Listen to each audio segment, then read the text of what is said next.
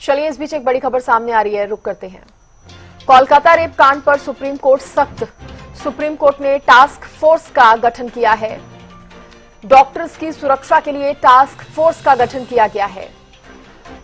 Kolkata rape कांड के बाद सुप्रीम कोर्ट की सख्ती नजर आई है, जहां सुप्रीम कोर्ट ने टास्क फोर्स का गठन किया है और ये टास्क फोर्स जो है डॉक्टर्स की सुरक्षा के लिए गठित की गई है।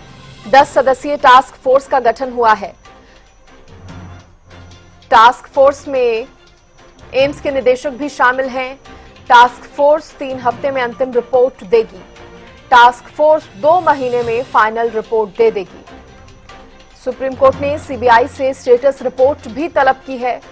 22 अगस्त तक सीबीआई को स्टेटस रिपोर्ट जो है वो देनी होगी। मामले में 22 अगस्त को अगली सुनवाई की जानी है। कोलकाता रेप कांड पर सुप्रीम कोर्ट की सख्ती जो है अब नजर आई है। देखिए, क्योंकि अब इस मामले में टास्क फोर्स का गठन हो गया है तो तेजी से जांच होगी। डॉक्टर्स की सुरक्षा के लिए यह टास्क फोर्स गठित की गई है। 10 सदस्यीय टास्क फोर्स का गठन जो है वो किया गया है। जानकारी देने के लिए मेरी सहयोगी अपराजिता श्री मेरे साथ जुड़ गई हैं। अपराजिता, टास्क फोर्स गठित हुई है कोलकाता रेप कांड के बाद और कहा जा रहा है जिस तरह से 2 महीने के अंदर अंदर फाइनल रिपोर्ट देनी होगी। सुप्रीम कोर्ट कहीं ना कहीं अब सख्त हो गया है इस मामले पर। जी बिल्कुल, देखिए सुप्रीम कोर्ट ने सुओ मोटो लगाया और आज सुनवाई हुई है। काफी लंबी अहम सुनवाई चली है। सुरक्षा को लेकर के सुनवाई की गई है और काफी फटकार भी लगाए गए हैं, चाहे वो कोलकाता पुलिस को लेकर के हो। राज्य सरकार से भी सवाल मांगे गए हैं और साथ ही अगली सुनवाई को लेकर भी कहा गया है कि वापस से अगली सुनवाई 22 अगस्त को की जाएगी, जिसमें सभी रिपोर्ट भी मांगे गए हैं। सीबीआई से रिपोर्ट मांगा गया है और साथ ही एक और निर्देश दिए गए हैं कि ये जो मामला है वो काफी इंपॉर्टेंट मामला है, काफी सेंसिटिव मामला है, इसीलिए इसकी जो रिपोर्ट है वो डायरेक्टली कोर्ट को सबमिट की जाएगी, ये भी कोर्ट के द्वारा कहा गया है।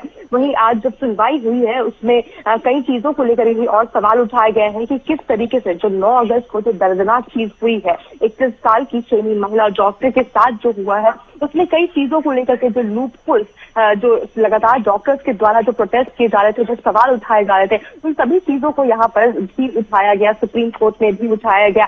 पहला कि किस तरीके से जो प्रिंसिपल जो अभी भी उन्हें आरोपी माना जा रहा है या जिनसे पूछताछ हो रही है, उन्हें किस तरीके से दोबारा से उन्हें अपॉइंट कर दिया गया, इन चीजों को लेकर सवाल उठाया गया है। दूसरा, कलकत्ता पुलिस से सवाल किया गया है कि क्यों कोलकाता पुलिस का सबसे पहला काम था कि जहां पर वारदात हुई है उस जगह को प्रोटेक्ट करना, उनकी प्राइम ड्यूटी थी, उसे किस तरह वो प्रोटेक्ट नहीं कर पाए।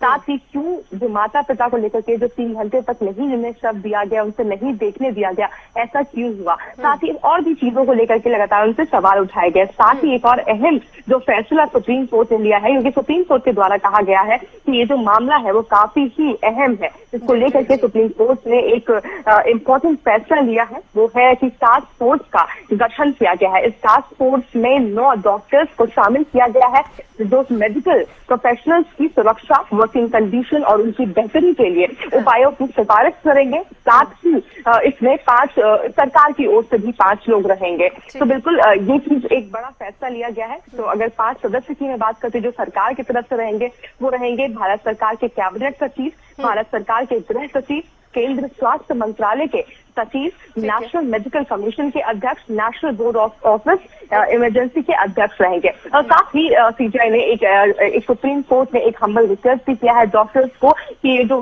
पूरी पूरी जो इंडिया की मेडिकल सिस्टम है वो पूरा उनके हाथ में। और साथ ही रिक्वेस्ट किया है कि हम समझते हैं उनके साथ क्या बीती है और उनकी जो सुरक्षा है वो उनके हाथों में। ये भी चीज उन्होंने कहा कि हम इन चीजों को पूरी तरीके से थॉरो चेक करेंगे और किसी भी तरह का कोई लूपहोल नहीं छोड़ा जाएगा। और रिक्वेस्ट किया गया है कि वो नहीं छोड़ा जाएगा किसी भी तरह का, इसका विशेष ध्यान रखा जाए। और साथ ही अब सुप्रीम कोर्ट जो है वो सख्त हो गया इस मामले में। शुक्रिया अपराजिता तमाम जानकारी देने के लिए।